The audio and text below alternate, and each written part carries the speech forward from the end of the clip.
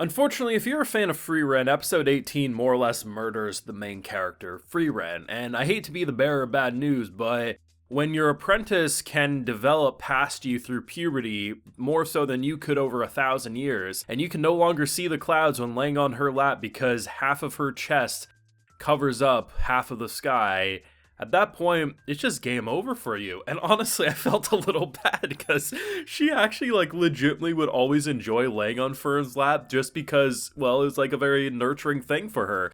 And between the idea of her recognizing that, I mean, in this episode, they say 11 mages have surpassed her and actually have beaten her at points in her life, and 6 of those are humans. Fern, at some point, is probably going to surpass Frieren's magical capabilities. I just feel like that's the way they want to go about this show. And the fact that which is like a proud mother-daughter moment, but the fact that she actually is insecure about her body and Fern just has no idea is such a funny moment, but such a Frieren moment through and through. And if anything was actually going to kill Frieren, it's probably the secondhand embarrassment of something like that. Absolutely flawless. I have a full live reaction to episode 18 over on my Patreon, so if you would like some full uncut thoughts, they're over there if you're interested. This was a very different feeling episode of Frieren, and that's a good thing. The show has constantly done something different with its formula. Bunch of new characters, introducing characters I hope will stick around like Kraft, and then they make him disappear. And then they just casually drop him back into this show for a brief couple minutes, and that was more than enough. I'm like, hello Kraft Dinner, what are you doing here?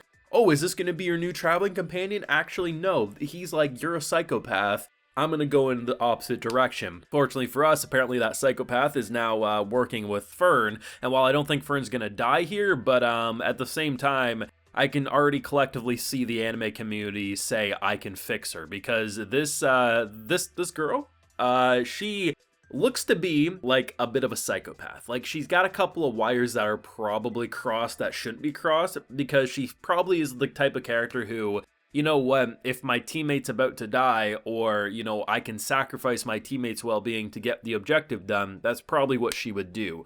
Maybe I'm judging, but the fact that in previous years, a couple years back when she did stuff, she ended up killing, I'm like, you know what? I am a little worried for our girl. That's all I'm gonna say. It's interesting though, because I thought that would be the main focus of today's episode, and instead Frieren ends up adopting 2 brats, and they are just constantly fighting. I swear to God, there's just young love between them, but at the end of the day, it was such a fun change of pace, and I think as much as it sucks to see my favorite character design go in the previous episode, at the same time, I really appreciate the fact that there might be a spot in their crew that constantly revolves and introduces new characters. And whether that is in an episode like this, where they split the cast apart into different groups, or if they just have a traveling companion for a little bit, I think it's going to be very fun to see the different characters that will pop up along this journey, especially because it is going to be such a long journey at the end of the day. And I mean, the fact that they can just casually reintroduce Kraft like they did says to me that any character that we might end up enjoying over the course of this run could just pop back up randomly. Whether or not the characters see it,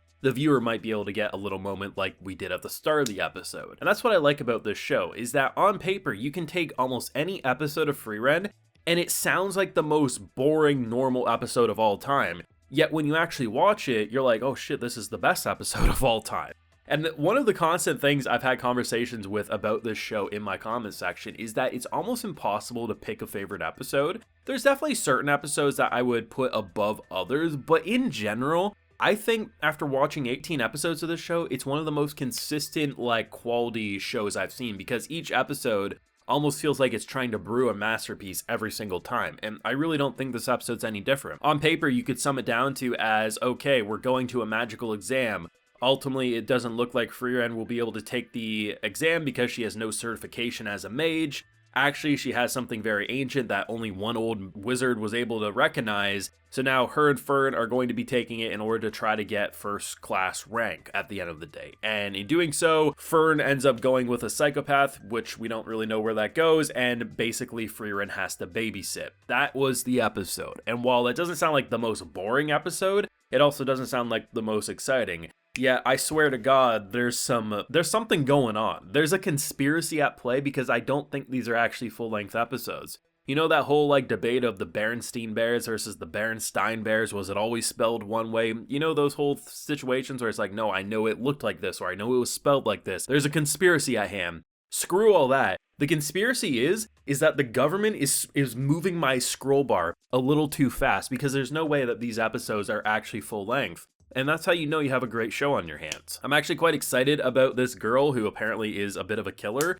because characters that are a bit of a loose cannon who don't have any issues with putting people down are going to be very interesting, especially with a character like Fern, who's very passive. She's very kind, but she also gets stubborn and grumpy quite easily, and I don't know how well they're going to mesh and how quickly they're going to butt heads, because I truly thought Frieren would be the one interacting with her, which didn't really have me too worried because Frieren can kind of hold her own. And while I definitely think Fern is quite talented, emotionally she's still quite young and immature, and in doing so, that blowing up on a character who has no problem potentially killing people does have me a little worried, I gotta be honest. And honestly, we'll see where it goes, but this was a great episode. This show just doesn't miss. We are 18 episodes in. I've said it for a long time now. This is one of my favorite anime I've seen. I think it was my overall new favorite anime of last year, something brand new we haven't seen before. If we're including carryovers, this will continue to be my favorite show I'm watching this season, but like I always say, I always try to give it to something new that's airing, not just a carryover, because otherwise I'm just going to be saying Attack on Titan or Frieren is my favorite things when those things air, right? But in general, this was great. This was different. It just had a vibe, right? It feels like every time I see a new style of arc that they want to go for, I feel like that could be an entire core's worth of content. Yet Frieren constantly is doing something different. Watch characters walk through a forest, and then we have these overhead shots of these beautiful, they look almost hand-painted half the time. I think the best way to describe it is it kind of reminds me of like a Golden Kamuy in terms of how Golden Kamuy details their backgrounds, not with like the super crisp, highly realistic visuals, but you can tell it's a building or a tree in the background. Just a very cool vibe to it overall. Honestly, in a lot of ways, Frieren kind of has a similar vibe to it, but it just does its own thing at the same time. It's just, I can gush about this show for hours. That's how good it is. It's funny, it's badass, it's action-packed, and honestly, I love to see the development of a character like Frieren going from not really caring about anything, especially in that flashback, you know, you guys are gonna die someday, to now her just really appreciating the time she has with this current party and recognizing a character like Fern very well could be the 12th person that could end up beating her in a battle someday, and honestly, that could happen sooner rather than later. Now, I'd love to know what everyone thought, because this arc I am quite excited for. I'd say out of every arc that started, this is probably the one that has my interest the most right away, because I love magic exams, magic academy stuff. Throwing in our characters in a situation with someone who could potentially kill us, or at least attempt to do it. We have babysitting with the brats, who honestly I love their dynamic, as frustrating as it was to be Frieren, just being like, oh, I thought the early stages of motherhood were over for her, was fantastic. But let me know what you thought and what you hope to see going forward with this arc. Let me know down below. Leave a like if you enjoyed, subscribe if you're new around here, of course ring that bell so you can get notified when I upload more of the channel, and like I mentioned, we have a full live reaction over on my Patreon, and hey, while you're over there, you also get a video shout out. So today we have Aiden, Luke Badaldi, Brandon Cathell, Ike Ickley, Aeropolitan Flan, and Jane Peterson. So I appreciate the support, everyone. Please take care and have a good one.